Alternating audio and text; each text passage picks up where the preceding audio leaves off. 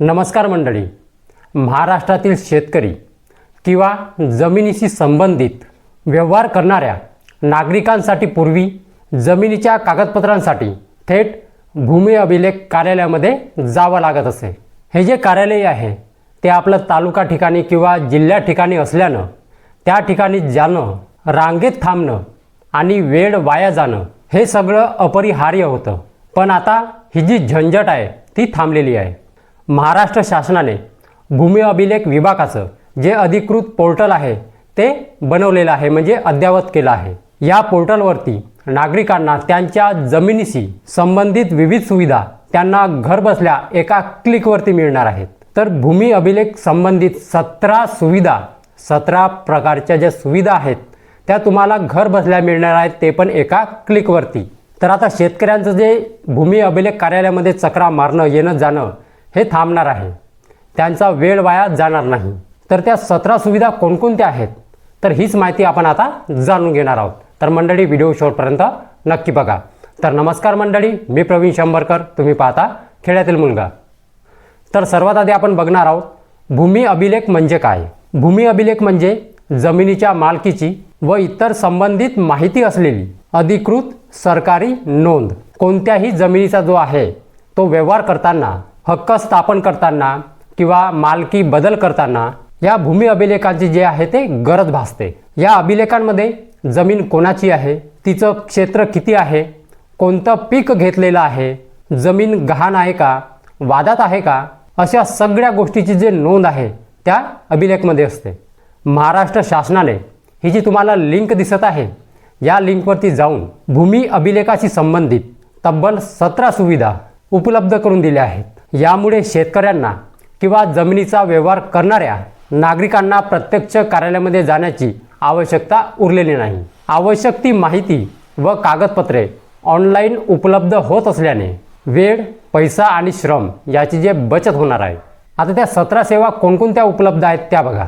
काही सेवांसाठी किमान 15 रुपये, फक्त 15 रुपये इतकं नाममात्र शुल्क आकारलं जातं.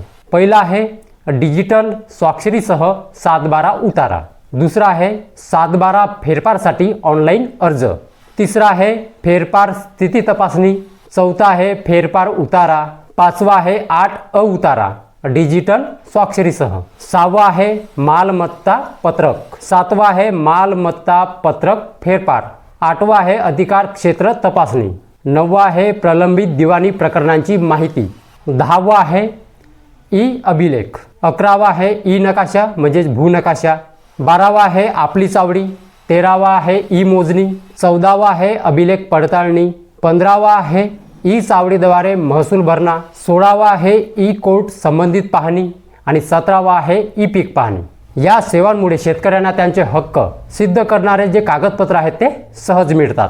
त्याचबरोबर वारस नोंदणी देखीलसाठी आता घर बसल्या अर्ज करू शकतो, म्हणजे अर्ज करता येतो. या भूमी अभिलेख पोर्टलमुळे शेतकरी आणि नागरिकांसाठी सरकारी जे कामकाज आहे अधिक सुलभ आणि पारदर्शक बनलेलं आहे.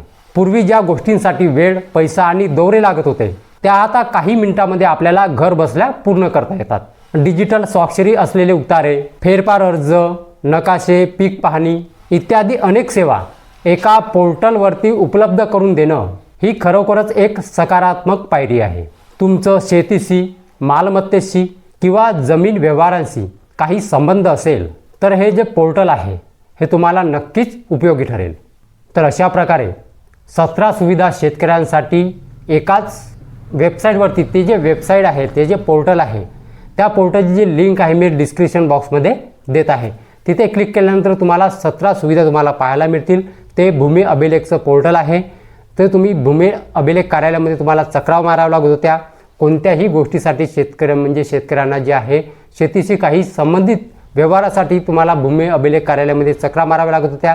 तर त्या 17 प्रकारच्या ज्या सुविधा आहेत सरकारने आता या पोर्टलवरती एका क्लिकमध्ये तुम्हाला घर बसल्या मिळणार आहेत. तर त्या पोर्टलची जी लिंक आहे मी डिस्क्रिप्शन बॉक्समध्ये दिली आहे, तिथे जाऊन तुम्ही तपासू शकता. ठीक आहे. तर मंडळी, हीच होती आजची माहिती. तर मंडळी, माहिती जर समजली असेल आणि जर व्हिडिओ आवडला असेल तर व्हिडिओला एक लाईक करून माझ्या चॅनलला सबस्क्राईब करायला विसरू नका. तर चला मंडळी, अशीच नवीन माहिती आणि योजनाबद्दल माहिती घेऊन भेटूया आपण उद्याला. जय हिंद, जय महाराष्ट्र.